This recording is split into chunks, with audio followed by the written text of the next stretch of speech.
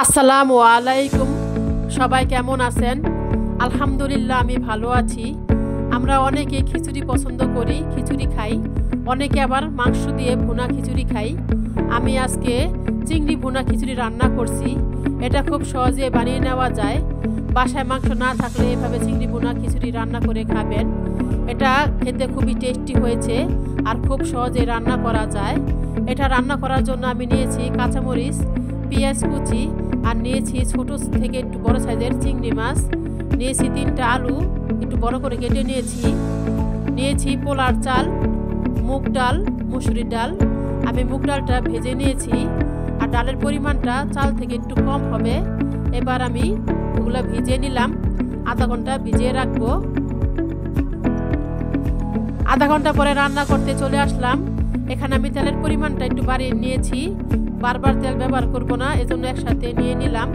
এখানে দিয়ে দিলাম হলুদ লবণ মাখানো আলু, এগুলো আমি ভালোভাবে একটু ভেজে নিব। বেশি আঁচ দিয়ে ভাজবো না, তাহলে ভিতরে শক্ত থেকে যাবে, খেতে ভালো লাগবে না। ভাজা আমার হয়ে গেছে, এখন আমি এগুলা উঠিয়ে নিব। একই রকম ভাবে আমি চিংড়িগুলা হলুদ লবণ মাখিয়ে রেখেছিলাম। এবার চিংড়ি মাছগুলো ভেজে নিব।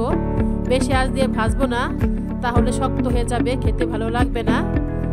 মাছ ভাজা আমার হয়ে গেছে, এখন উঠিয়ে নিলাম। এখন দিয়ে দিলাম পেঁয়াজ কুচি। পেঁয়াজ কুচিটা বেশি ভাজবো না, অল্প আঁচে একটু ভেজে নিব।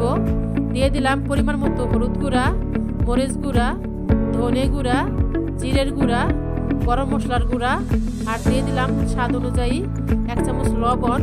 এখানে দিয়ে দিলাম 1 চামচ আদা রসুন বাটা। আমি আদা রসুন একসাথে ব্লেন্ড করে নেই। দিয়ে দিলাম অল্প পানি।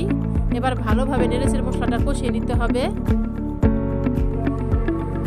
কষানো হয়ে গেলে এর মধ্যে দিয়ে দিলাম ভিজিয়ে রাখা চাল ডাল, এগুলো আমি ভালোভাবে ধুয়ে পরিষ্কার করে নিয়েছিলাম। এবার ভালোভাবে নেড়েচেড়ে মশলাটা কষিয়ে নিব।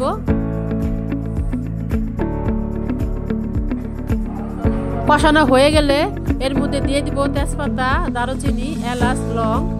এটাকে ভালোভাবে নেড়েচেড়ে আবার মিশিয়ে নিব। এর মধ্যে দিয়ে দিব এখন পরিমাণ মতো গরম পানি।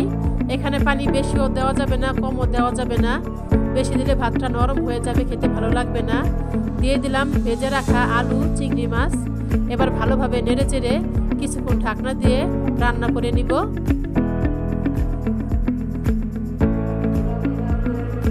কিছুক্ষণ পর ঢাকনাটা উঠিয়ে নিলাম। এখানে দিয়ে দিব এখন কাঁচামরিচ। এটাকে এবার ভালোভাবে নেড়েচেড়ে মিশিয়ে নিব। আবার ঢাকনা দিয়ে কিছুক্ষণ অপেক্ষা করব, পানিটা শুকিয়ে যাওয়া আগ পর্যন্ত। পানিটা আমার শুকিয়ে গেছে। এবার আমি ভালোভাবে উল্টিয়ে পাল্টিয়ে নেড়েচেড়ে দিব, যাতে করে ভাতগুলো সব দিকটা ঠিকঠাক মতো হয়। ভালোভাবে নাড়া না পড়লে ভালোভাবে সিদ্ধ হবে না, দেখা যাবে এক দিকটা হয়েছে এক দিকটা হয় নাই। ভালোভাবে নেড়ে চেপে চেপে ঢাকনা দিয়ে কিছুক্ষণ ঢেকে রাখবো। এভাবে আপনারা চিংড়ি ভুনা খিচুড়ি রান্না করবেন। এটা খেতে খুবই টেস্টি হয়েছে আর খুবই মজা।